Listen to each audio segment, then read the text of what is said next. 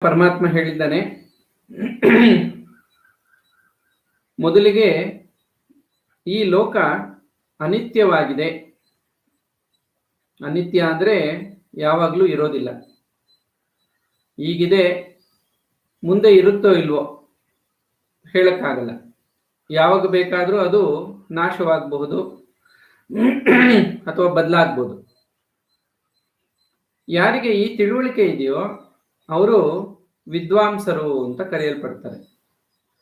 ಜಗತ್ತಿನ ಮಿಥ್ಯತ್ವವನ್ನ ಅರಿತಿರೋರು ಜ್ಞಾನಿಗಳು. ಅವರು ತಮಗೆ ತಾವೇ ಮಂಗಳವನ್ನ ಉಂಟು ಮಾಡಿಕೊಳ್ತಾರೆ. ಮಂಗಳ ಅಂದ್ರೆ ಸುಖ ಅಂತ ಅರ್ಥ. ತಮಗೆ ತಾವೇ ಸುಖವನ್ನು ಉಂಟು ಮಾಡುವ ದಾರಿಯನ್ನ ಅವರು ಕಂಡುಕೊಳ್ತಾರೆ. ತಮ್ಮನ್ನ ತಾವೇ ಉದ್ಧಾರ ಮಾಡಿಕೊಳ್ತಾರೆ. ಹೇಗೆ ಅಂದ್ರೆ